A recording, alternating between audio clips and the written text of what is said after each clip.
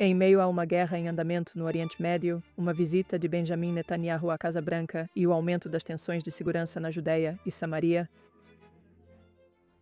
é a temporada de prévias em Israel, dando continuidade à nossa série de entrevistas com líderes israelenses que estão entrando na disputa para moldar o futuro de Israel. Hoje conversamos com um nome que está notavelmente ausente das prévias do Likud, a veterana líder do Likud, Yuli Edelstein, que agora diz estar traçando um novo caminho para representar a direita israelense. Eu sou Elana Mazal Diamant, diretora executiva do Fórum Israelense de Direito e Liberdade, e este é o Basic Law.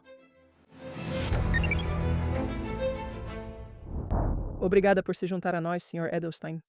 Prazer, obrigado pelo convite. É uma honra. Damos continuidade à série em que conversamos com veteranos e aspirantes da política sobre a visão deles para o futuro de Israel. Sobre muitos temas diferentes, mas com ênfase nas questões legais e de governança. Estou ansiosa para falar com você hoje. Eu agradeceria muito se você pudesse compartilhar um pouco da sua inspiradora trajetória.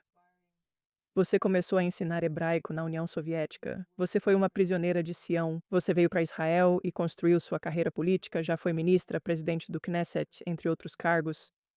Eu acho que é uma história que realmente merece ser ouvida antes de abordarmos o assunto principal mais tarde no programa. Então, se você puder reservar alguns minutos e nos contar um pouco sobre isso. Bem, primeiro de tudo, estou tentando descobrir se sou um veterano ou um aspirante político neste momento. Mas voltando um pouco na história, nasci na antiga URSS, pedi um visto de saída em 79, eu tinha 21 anos. Fui recusado, tive meu visto de saída negado e me tornei o que é conhecido como um refusenik. Ao mesmo tempo, aprendi hebraico sozinho e comecei a ensinar outros. Graças a Deus, ninguém pediu credenciais nem tentou verificar como era exatamente o meu hebraico naquela época. Mas eu tinha minha formação como estudante de línguas na universidade, então eu basicamente fui treinado para ensinar línguas estrangeiras. E eu tinha um número suficiente de alunos, a maioria deles, não todos, mas a maioria deles, que também eram refuseniks, que estavam na mesma situação que eu. As autoridades em algum momento se cansaram das minhas atividades, assim como de outros professores de hebraico. Em 1984 fui preso. Não foi por ensinar hebraico, pois não havia tal lei nem na antiga União Soviética. Foi por posse ilegal de drogas. Alguns dos meus colegas foram presos por posse ilegal de armas, por atacar um policial ou por todo tipo de outras acusações forjadas. Em 87 fui libertado, o penúltimo, acho, prisioneiro de Sião, que foi libertado por Gorbachev. Eles tinham um problema legal comigo porque eu nunca admitia meus crimes, ou seja, eu nunca concordava em admitir posse ilegal de drogas. Então eles estavam tentando descobrir como me libertar. E no fim eles descobriram. Fui libertado e logo consegui visto de saída. E cheguei a Israel em julho de 87. Disse para mim mesmo e para todos ao meu redor que eu até me lembro da frase exata. Eu disse: paguei meus impostos ao povo judeu, chega, já basta. E voltando à minha carreira profissional, eu nunca participaria da vida pública. E como diz um velho provérbio judaico, quando um homem faz planos, Deus ri. Uma grande onda de aliá, de imigração da antiga União Soviética, começou. Foi como um sonho se tornando realidade para nós, ex-refugiados e prisioneiros de Sião. E alguns de nós se envolveram de verdade, primeiro em atividades públicas, ONGs, e em algum momento percebemos que era muito mais fácil não fazer lobby com os outros, mas tentar nos eleger para resolver as questões, os problemas, os desafios daquela enorme onda de aliá. E foi assim que fui eleito pela primeira vez para o Knesset, servi em diferentes cargos ministeriais e como presidente do Knesset por 3 mandatos. E aqui estamos nós agora neste estúdio conversando. Então você conseguiu de alguma forma pular até mesmo algumas das partes mais marcantes e até mais dolorosas dessa experiência? Eu encorajaria os espectadores que se interessam a assistir algumas das suas entrevistas anteriores em inglês sobre o que você passou quando esteve presa e saber mais sobre o que você fez sob condições tão difíceis. Por hora, vamos seguir em frente. Você ocupou muitos cargos de alto escalão, foi ministra da Absorção de Imigrantes e também disse ter sido presidente da Knesset. Você foi ministra da Saúde durante a pandemia de corona. Você também foi, e vamos falar sobre isso um pouco mais tarde, até relativamente pouco tempo atrás, na Knesset, a presidente da Comissão de Relações Exteriores e Defesa. E agora você disse que está deixando o Likud para começar um novo caminho político como uma mulher de direita. Eu gostaria de entender, só para que possamos iniciar essa conversa, qual é esse novo caminho e como ele difere do caminho antigo, seja lá o que for. Explique pra gente como é. Acho que é sobre os princípios, os mesmos princípios que eu achava que o Likud defendia, pelo menos nos meus anos no Likud, a terra de Israel. E, infelizmente, quando a legislação sobre, acho que há cerca de meio ano, foi levada à sessão plenária sobre a soberania na Judeia e Samaria, eu fui o único membro do Likud que votou a favor. Sobre o serviço militar, não é segredo que, se dissermos alto e claro que não estamos preparados para retiradas, já tivemos experiência suficiente com os acordos de Oslo e depois com a retirada unilateral da faixa de Gaza. Acho que as lições foram aprendidas. Então, se não estamos falando sobre retiradas, precisamos de um exército que seja capaz de proteger todas as nossas fronteiras. E, infelizmente, como presidente da Comissão de Relações Exteriores e Defesa, todas as minhas tentativas de ampliar a base da conscrição para as FDI, para as Forças de Defesa de Israel, incluindo, por exemplo, parte da população ultra-ortodoxa, especialmente os que não estudam em tempo integral na Yeshiva, não foram apoiadas, para dizer o mínimo, pelo Likud e pelo primeiro-ministro. E, no final, isso resultou na minha remoção do cargo de presidente da Comissão de Relações Exteriores e Defesa. Então, todas essas coisas juntas me levaram à conclusão de que acho que não pertenço ao que vemos como a atual facção do Likud. Foi uma decisão muito dolorosa, tenho que te dizer, porque eu costumava ser eleito nas primárias do Likud para cargos muito altos, inclusive para o primeiro lugar, o que significa que há muitos amigos e apoiadores entre os membros do partido Likud, que eu acho muitos deles ficaram desapontados com a minha decisão. Mas, para mim, simplesmente não parecia justo ocupar uma cadeira do Likud quando eu discordo da política do partido em questões tão importantes. Eu ia falar sobre isso um pouco mais tarde, mas vou trazer esse assunto agora. Houveram pelo menos 3 pontos principais de divergência entre você e o partido nos últimos anos. Um que você mencionou é essa votação pela aplicação da lei israelense na Judéia e Samaria, e isso foi, para quem estava acompanhando as notícias, isso foi na época da visita do vice-presidente Vance, o que eu acho que influenciou a disposição do Likud em participar, ou seja, eles não queriam fazer isso enquanto ele estava aqui, mas mesmo assim a votação aconteceu e você foi a única pessoa que, como você disse, rompeu com a linha do partido. E outra coisa foi, que abordaremos mais a fundo, está ligada aos esforços para legislar algum tipo de lei de recrutamento. E você já declarou várias vezes que critica os projetos apresentados como simplesmente insuficientes, se não piores. Você terá que dizer isso com suas próprias palavras. E então, a última coisa que também é de interesse está relacionada à reforma judicial. E aí também, eu não sei, e novamente você terá que nos dizer quais divergências você tinha quanto ao conteúdo em si, mas você também questionava a forma como isso foi levado adiante publicamente.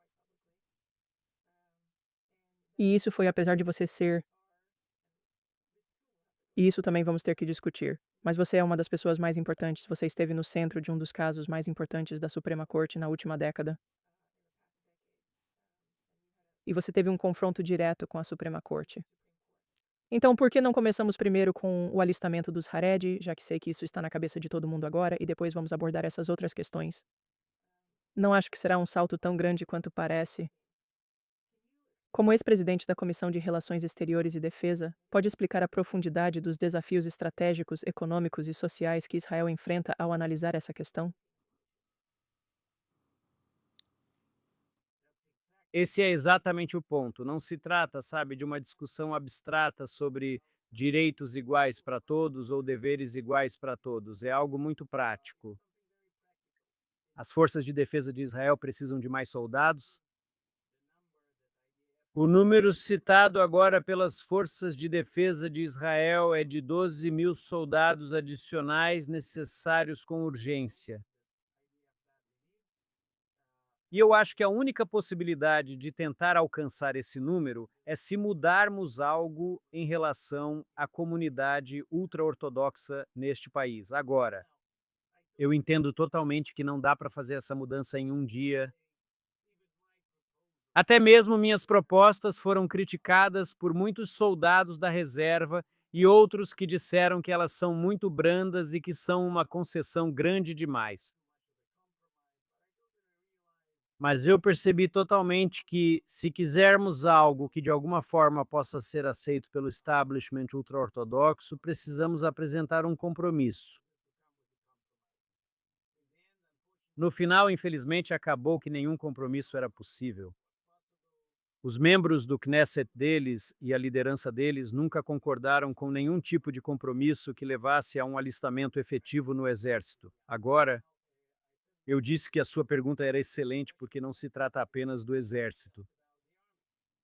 O resultado imediato de servir no exército é que, depois disso, as pessoas poderão ingressar na força de trabalho neste país, falando sobre a economia e a situação em que estamos após 3 anos de guerra. O trabalho regular, com pagamento de impostos e tudo isso de um segmento significativo da população, pode ter uma influência real sobre o estado da economia israelense. Sem isso, isso será apenas um peso para aqueles que estão trabalhando e pagando impostos.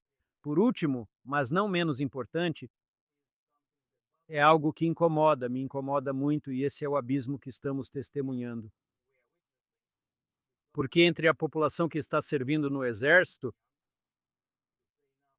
sem falar das famílias que perderam seus entes queridos, ou mesmo apenas uma família ah, onde o pai ou o marido desaparece por 300 dias, 400 dias por causa do serviço de reserva, ah, se coloca em perigo em muitos casos.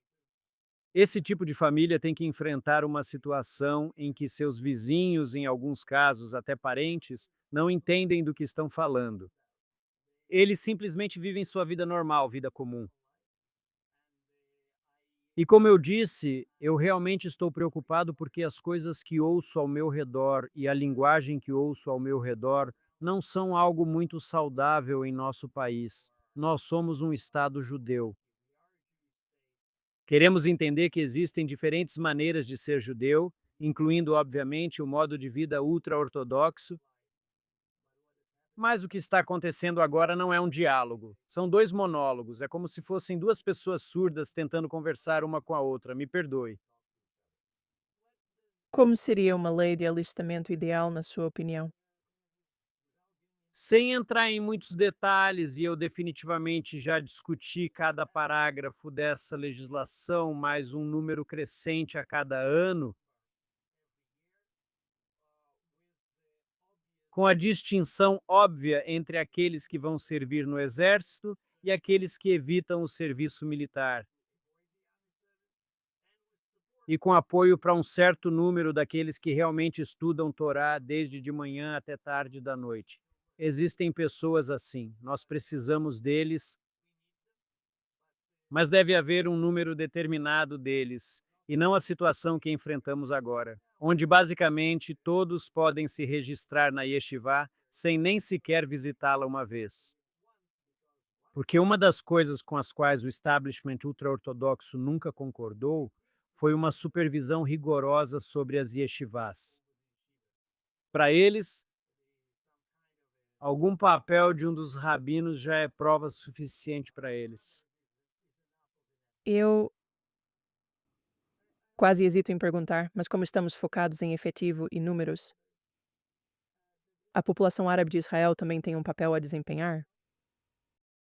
Você não precisa hesitar, é isso.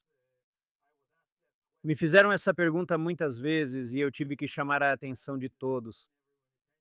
A atenção de todos para o fato de que a legislação que foi trazida para o meu comitê era uma legislação do governo intitulada o alistamento dos jovens ultraortodoxos. E eu tenho absoluta certeza de que deve haver uma discussão séria sobre o papel da população árabe. Nem todos serviriam no exército, mas eu acho que há muitos casos em que essa população poderia contribuir para a segurança do Estado de Israel. Não precisamos ir muito longe. Durante as últimas guerras, Quando o Hezbollah e os iranianos estavam lançando mísseis e enviando drones para o Estado de Israel, acho que em termos do que chamamos de defesa civil, a população árabe poderia ser de grande ajuda, até mesmo em suas próprias cidades e vilarejos, e não necessariamente apenas em suas próprias cidades e vilarejos. então agora vamos tentar passar para a questão estrutural? Porque isso, obviamente, é um exemplo de um esforço legislativo de longa data de algum tipo ao longo de muitos mandatos diferentes para tentar resolver um problema.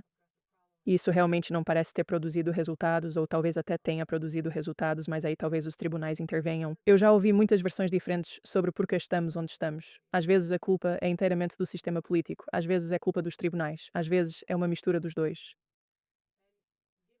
E considerando toda a sua vasta experiência nos ramos legislativo e executivo, eu gostaria de entender duas coisas. Uma delas trata de, e você pode usar isso como exemplo, os desafios de avançar uma agenda através do sistema de coalizão. E se esse sistema existente quais são suas, sabe, vantagens ou fraquezas, o que você mudaria nele? E depois disso, eu gostaria de olhar para isso de uma perspectiva diferente, que é trabalhar com o que muitas vezes você sabe, criticado como uma burocracia e um judiciário incrivelmente excessivos como política nesses dois ramos. Mas vamos começar com isso. A dificuldade de avançar uma agenda coerente pelo sistema atual. É uma dificuldade real, mas apoio totalmente o sistema de coalizão em nosso país, pois ainda somos uma sociedade fragmentada e um país jovem. E eu não tenho certeza de que a ideia que ouço às vezes, sabe, de que precisamos adotar uma constituição, falta uma constituição em Israel, só precisamos de uma maioria de 61. Não tenho certeza se essa é uma afirmação sábia ou se é o que o país precisa. Precisamos de consenso em várias questões. Embora eu tenha que dizer, e às vezes admito meus erros, pode parecer estranho, mas às vezes admito, eu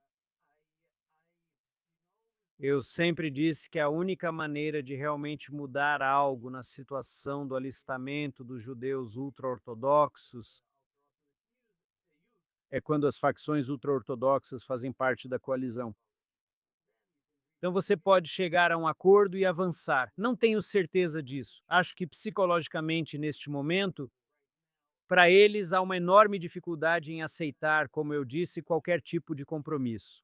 Então, talvez a solução aqui seja criar uma ampla coalizão sionista de facções sionistas vindas de ambos os lados do espectro. E ainda assim apresentar uma legislação que não seja, me perdoe por ser tão direto, mas não é toda essa demagogia que ouvimos durante as campanhas eleitorais de que amanhã todos serão recrutados e todos vão para a Brigada Golã, Brigada Givat e paraquedistas. Isso não vai acontecer. Mas eu acho que é preciso apresentar uma legislação séria para começar a avançar. Vai nos permitir, por um lado,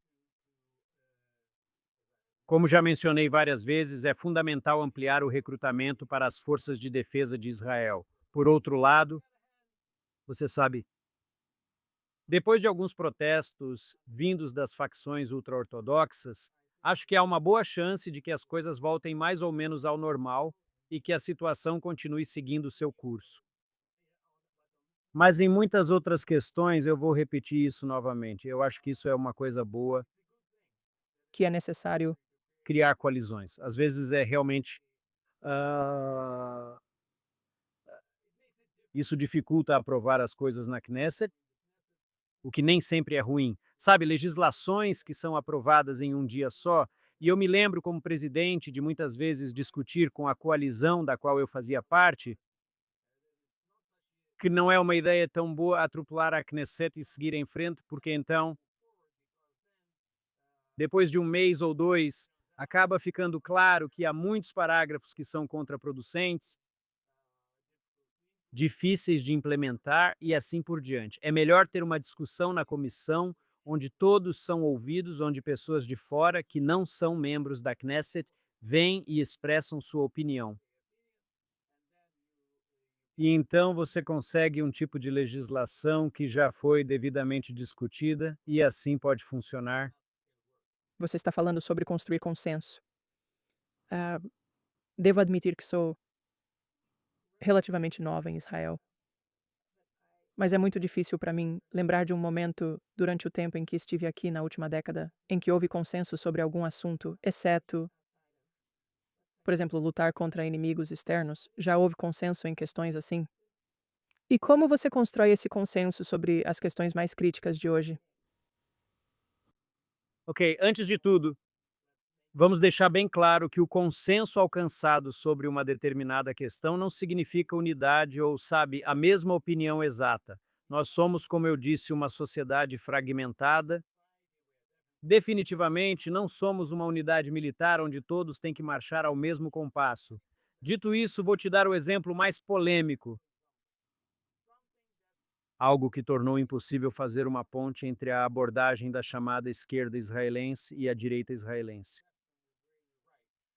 E estou falando sobre a criação ou o reconhecimento do Estado palestino.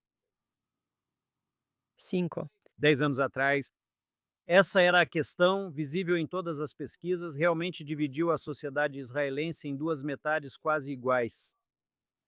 Ah, na última Knesset, duas vezes houve uma votação, uma declaração, porém não uma legislação, uma declaração sobre a oposição do Knesset israelense à ideia do Estado palestino. Eu não me lembro, peço desculpas dos números exatos, mas acho que dos 120 membros do Knesset em uma das votações foi 90 e poucos, a outra foi perto de 80, o que significa que, aliás, mencionei várias pesquisas antes das eleições. Eu acho que enquanto conversamos, 10 novas pesquisas foram feitas em Israel, mas em todas elas você percebe que há um consenso muito amplo sobre a ideia do Estado palestino, ou seja, a grande maioria dos israelenses se opõe a essa ideia. Eu acho que o único partido no Knesset, os chamados democratas, anteriormente o Partido Trabalhista, que em todas as pesquisas eles conseguem cerca de 10 cadeiras, eles dizem abertamente que apoiam essa ideia, o que significa o quê? 10% da população, um pouco mais. Vamos falar sobre a questão da soberania por um minuto e depois vamos entrar de cabeça nas questões judiciais. Fale comigo sobre a votação enquanto o vice-presidente Vance estava aqui, sobre a votação em si, mas também como você vê isso, o significado e o futuro da soberania sobre Judeia e Samaria. Bem, para mim a votação foi como nem chegou a ser uma questão, nenhum problema, porque eu venho apoiando a ideia de aplicar a soberania israelense sobre Judeia e Samaria. Eu diria com um certo sarcasmo, muito antes disso se tornar uma ideia popular. Acho que precisamos trazer clareza para essa questão e para todo esse nosso comportamento de que é nosso, mas não é bem nosso. Tem isso e tem aquilo, eu acho. Isso dá todo tipo de falsa esperança aos nossos inimigos e até mesmo a alguns dos nossos apoiadores que simplesmente não têm certeza. Qual é a nossa posição sobre essa questão? Então, eu não posso ser, e espero nunca ter sido, e não vou estar em uma situação em que eu apoie publicamente uma certa ideia. E quando chega a hora da verdade e há uma votação, eu fujo. Sobre a ideia em si, mais uma vez, eu acho que está bem claro que isso não vai acontecer de um dia para o outro. E falando de consenso, há certas partes da Judéia e Samaria que estão desfrutando de um amplo consenso, amplo apoio na população israelense em geral. Então poderíamos começar por aí. Isso aconteceu com Jerusalém Oriental. O mundo ainda está de pé. Então, eu não acho que o mundo vai desabar se isso acontecer nesta fase, com Malé Domingo, Chetzion, Ariel. E todos os outros lugares bem conhecidos por todos os israelenses. Então, como eu disse, contando com um amplo consenso. E, sabe, mesmo em termos práticos, esses não são lugares que serão entregues a ninguém, jamais. Então, eu acho que a clareza aqui É muito importante. E isso vai nos ajudar a evitar muitas situações embaraçosas no futuro. haveria aqueles que diriam: tudo bem, tudo muito importante, mas por que quando o vice-presidente Vance estava aqui? Ou, no caso dos Haredim, por exemplo, eles vão dizer: muito importante, concordo totalmente. Mas se a coalizão cair agora, em um momento tão sensível, em termos de segurança, o que, sabe, o que você pode fazer? Então, qual é a sua resposta para esses argumentos? Bem, antes de tudo, quanto ao momento, essa visita ou aquela visita, eu me lembro de muitos anos atrás. Hoje todo mundo está sorrindo e aqueles que são jovens nem acreditam que aquela era a situação real. Existe um bairro enorme, relativamente novo, em Jerusalém, chamado Har Homa. Acho que facilmente dezenas de milhares de pessoas vivem lá em apartamentos modernos e maravilhosos, diferentes tipos de israelenses, religiosos, não religiosos. É parte de Jerusalém. Quando fui ministro da absorção de imigrantes, nós começamos a construção naquela área em Har Homa e houve protestos e conversas sobre a anexação de terras palestinas. Toda a imprensa internacional estava lá. E eu me lembro que levei alguém que simplesmente não percebia que aquilo fazia parte de Jerusalém para mostrar o lugar para ele. Acho que foi uma equipe da BBC que se aproximou de mim e fez exatamente a mesma pergunta. Eles disseram: Ministro, compreendemos perfeitamente o que vocês estão dizendo sobre o direito de vocês e que isso faz parte de Jerusalém, mas você não acha que o momento é ruim? E eu me lembro do que respondi a eles, e essa é minha resposta para você também. Eu disse a eles que fui verificar os últimos 3.000 anos e nunca houve um bom momento para a construção em Jerusalém. Então, essa é exatamente a situação. Hoje tem essa visita, amanhã tem outra visita, depois tem eleições e depois das eleições. E aí tem a visita do futuro presidente e a visita do ex-presidente. E depois tem alguma conferência internacional da qual o primeiro-ministro tem que participar e nunca há um momento bom. Então, se temos certeza do que estamos fazendo, e não quero dizer de jeito nenhum que devemos provocar alguém ou fazer o que chamamos. Em hebraico, não tenho certeza se existe uma tradução para isso em inglês, fazer dafta com as pessoas, sabe? Fazer isso só para mostrar para eles quem nós somos, fazemos o que quisermos. Não é o caso. Mas é por isso que, mesmo nesta entrevista, eu digo que entendo que essas coisas devem ser devidamente consideradas e feitas passo a passo. E, aliás, as críticas, em muitos casos, também vêm da direita. Eles dizem: entendemos o que você está pensando. Você está dizendo que Mali Adumim e Gush Etzion, áreas que ficam ao redor de Jerusalém, deveriam ser, como eles dizem, anexadas, sabe? A soberania israelense deveria ser aplicada a elas. E o resto das nossas comunidades pode ir para o inferno, pelo que você pensa. Isso definitivamente não é o que eu penso. Mas eu entendo que, sabe, É algo que deveria, é um processo que temos que começar. Basicamente, já começamos isso com Jerusalém Oriental e com as colinas de Golã, e temos que continuar com esse processo. então deixe-me finalmente passar para as questões judiciais, porque eu realmente quero discuti-las. Vou fazer perguntas gerais e depois outras mais específicas. Eu suponho questões mais voltadas para políticas, só para entender suas perspectivas. O que você diz sobre a crítica ao atual equilíbrio de poder entre o Knesset e o governo, onde muitas vezes, quando entrevisto pessoas no programa, nos dizem que o Knesset é bastante fraco em termos do seu poder de fiscalização e o governo é extremamente forte, muito mais forte do que deveria ser, o que geralmente significa, para quem apoia o ativismo judicial, que não há equilíbrio para o Knesset e, portanto, o tribunal, o procurador-geral e a burocracia precisam ser muito poderosos. Então, eu quero começar primeiro com a sua experiência de vida como alguém que esteve, novamente, tanto no executivo quanto no legislativo, para saber como é essa dinâmica.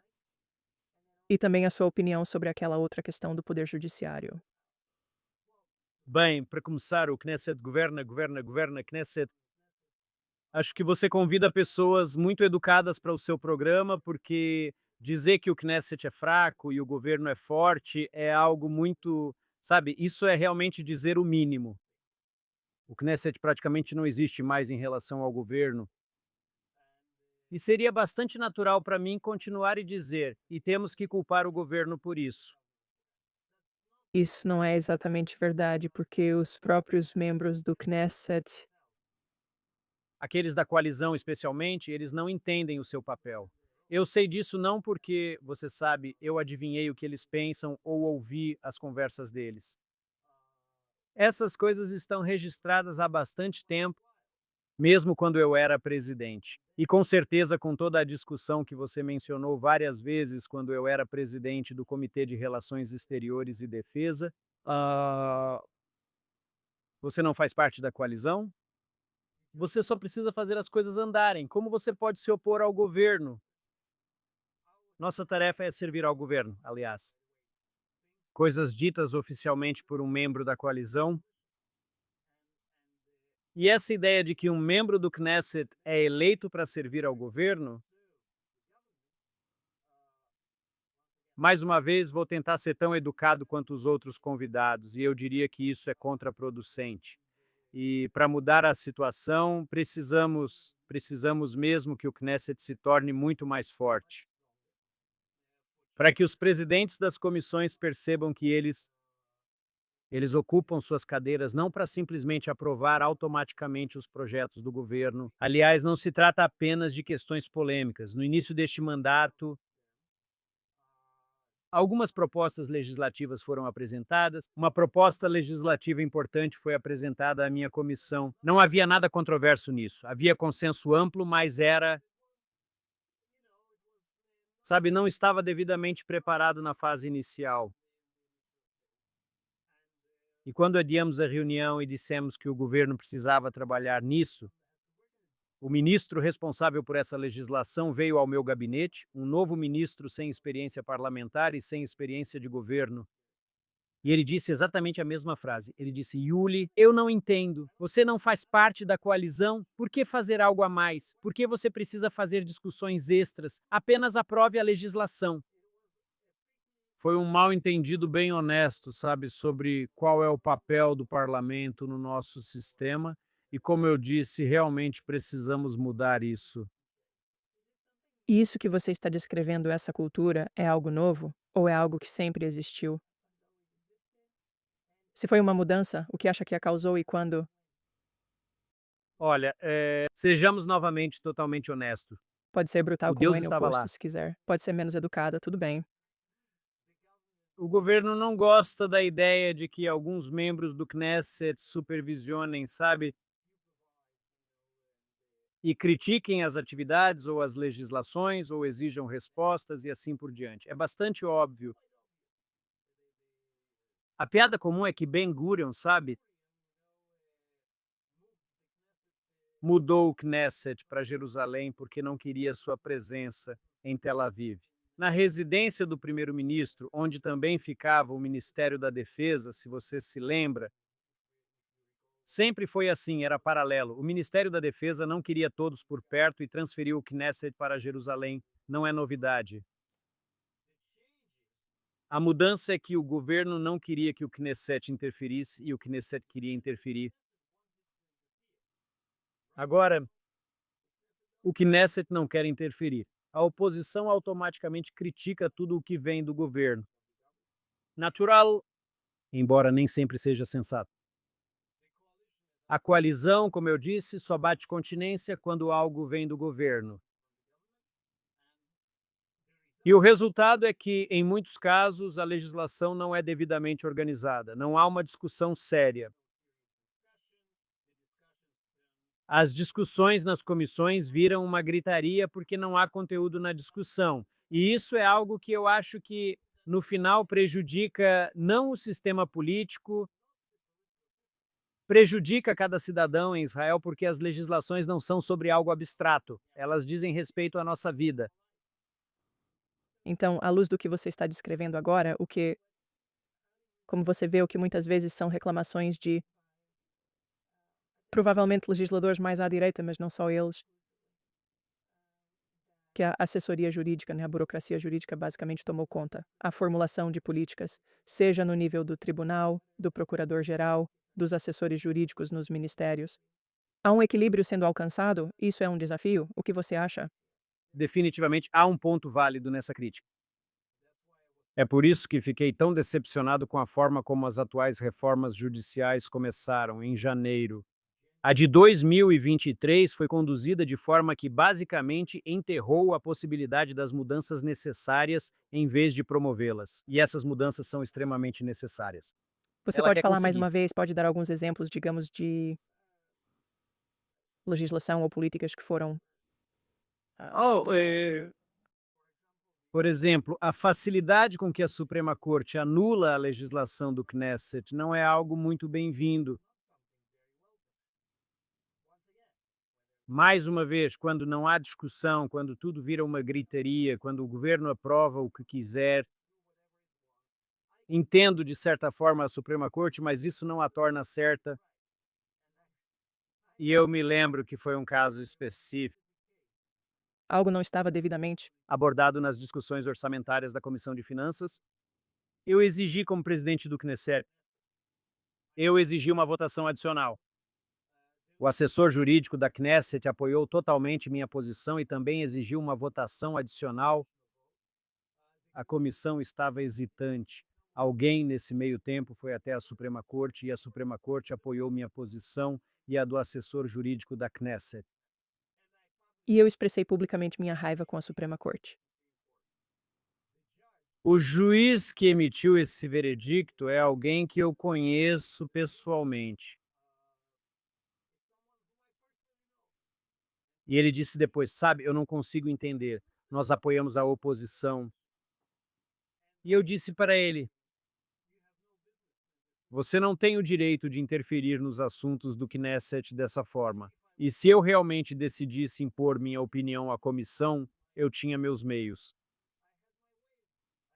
Eu poderia dizer que o orçamento não iria ao plenário antes de uma votação extra sobre essa questão. O presidente da Câmara pode fazer isso. Infelizmente, você sabe o que está acontecendo no Knesset e aqui você coloca o dedo na ferida. Por que que o Knesset é tão fraco? Porque metade do Knesset, digamos hoje, a oposição no Knesset ficaria muito feliz com o que estou dizendo em relação às relações entre o Knesset e o governo. E a coalizão no Knesset ficaria muito feliz em ouvir o que eu digo sobre as relações entre o Knesset e o sistema judiciário. Poucos membros do Knesset, se algum, gostariam de ouvir os dois lados do que digo. E é isso que torna o Knesset muito fraco. Então, à luz do que você está dizendo, como você acha que o ah, judiciário deveria mudar? Você já comentou sobre algo semelhante ao que descreveu quando houve uma decisão favorável, mas você foi contra por princípio. Você já disse que acredita que o sistema de coalizão, mesmo com falhas e aparentando te favorecer, ainda assim, sabe, no lado errado de uma questão, ou não exatamente no lado errado, mas por ter sofrido um custo específico por algo que você queria, você ainda assim defende o sistema de coalizão. Então, dito isso, como,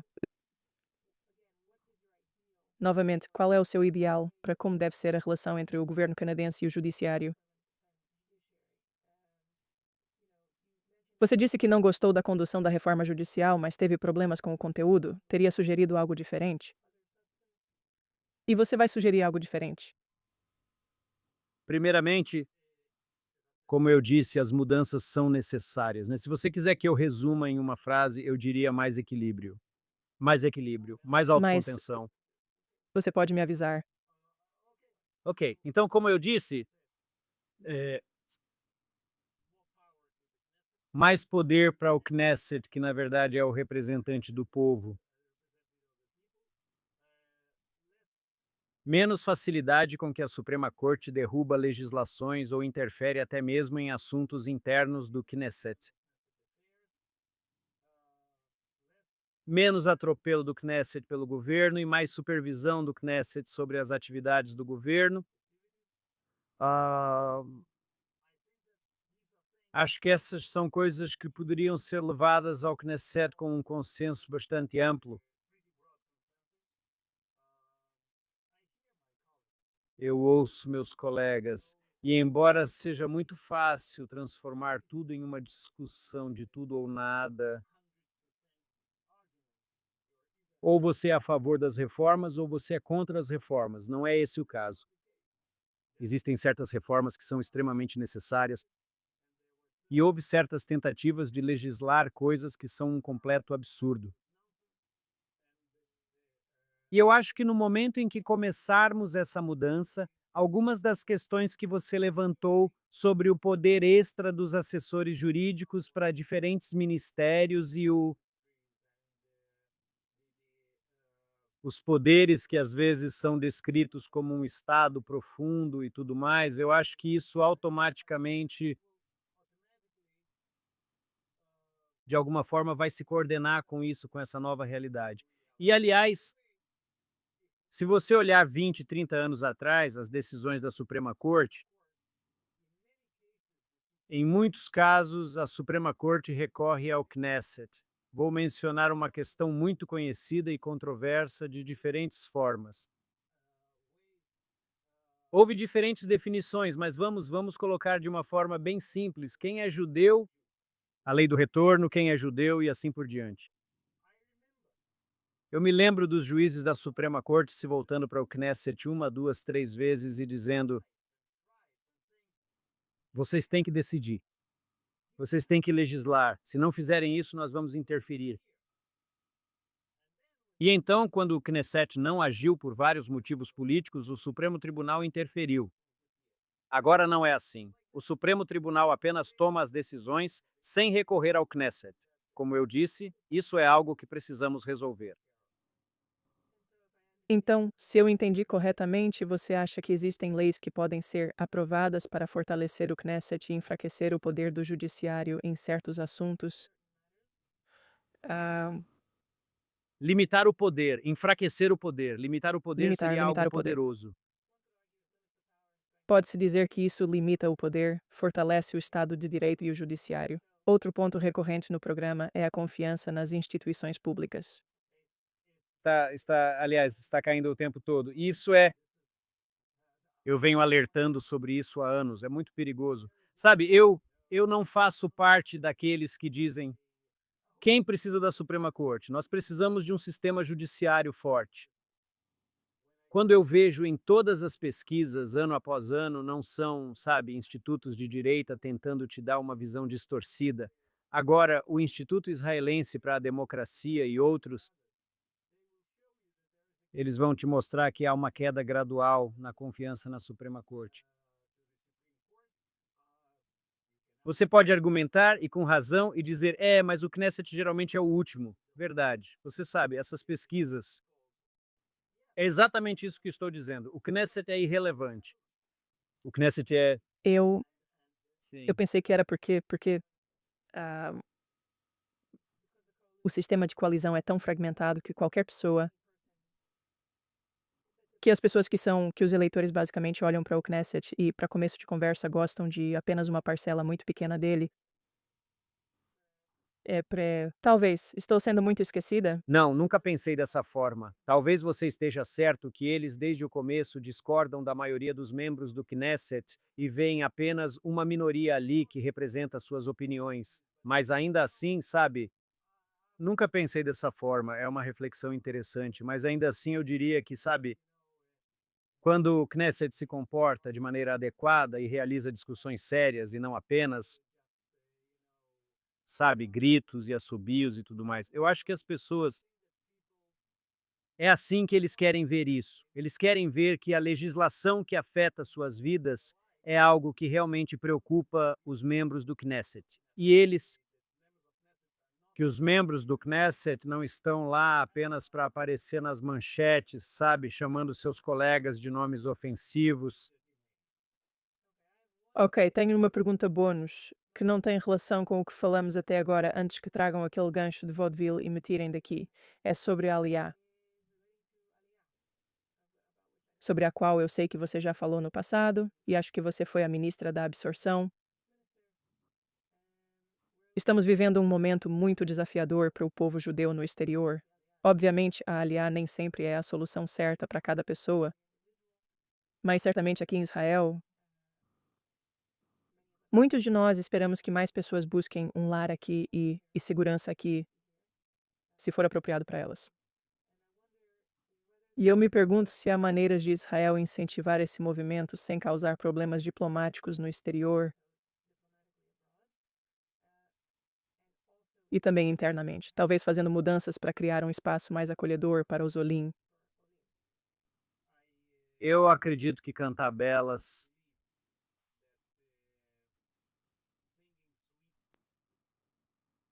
canções e hinos para judeus na diáspora sobre a vida em Israel não os traria para Israel. Isso é, como você disse, é, é você usou a palavra, acho que foi você, se isso é adequado para eles, para quem isso de fato faz sentido. Fui criticado, até mesmo como ministro da absorção de imigrantes, por não convocar todos a fazer aliá. Quando eu estava, digamos, dando palestras no exterior para a comunidade judaica ou algo assim, porque acho que precisamos que as pessoas tomem essa decisão de forma séria. Emigração e imigração, mesmo que chamemos de aliá, nunca é fácil. A adaptação nunca é fácil para ninguém, nem para as crianças. Isso é a coisa mais estúpida que já ouvi. Com crianças é tão fácil, sabe? Elas absorvem tudo rapidinho. Nunca é fácil. Nem para crianças, nem para adolescentes, nem para adultos, nem para jovens profissionais, nem para idosos, nem para ninguém. Ainda assim, eu acho que é a melhor decisão para quem realmente toma essa decisão, leva a sério e vem para cá. Sabe, posso dizer isso em primeira pessoa. Passei por algumas aventuras no meu caminho para Israel, como você mencionou, e nunca me arrependi, nunca jamais me arrependi do dia em que decidi dar esse passo. E aqui, em termos de como atraímos novos imigrantes, acho que toda a nossa conversa é relevante para essa questão. Quando tornamos Israel mais forte, melhor, com um consenso mais amplo, com mais, não unificação, mas unidade, algum tipo de entendimento mútuo entre as pessoas, nós somos muito diferentes e isso é bom. Porque eu não tenho nada a oferecer, digamos, para um judeu ultra-ortodoxo que quer fazer aliá, ou para um judeu totalmente secular que não quer ouvir nada sobre religiões ou afiliações religiosas. Mas há pessoas em Israel que são muito diferentes de mim e que podem oferecer muito para esses, para aqueles e basicamente para todos. Nós somos diferentes aqui. Só precisamos ouvir uns aos outros, porque se um lado vencer, o povo judeu perde. E isso é algo que precisamos ter em mente. Tudo o que fazemos aqui, tudo o que legislamos aqui, tudo o que promovemos aqui influencia milhões de judeus no exterior e os ajuda ou não os ajuda a pensar em fazer aliá. Acho que este é um bom momento para encerrar. Sei que você deve ter um anúncio político importante na próxima semana ou nas duas seguintes. Se eu tivesse que adivinhar, e para aqueles e eu vejo, não estou pressionando, não é o objetivo do programa, para quem quiser acompanhar a história. Quando chegar a hora,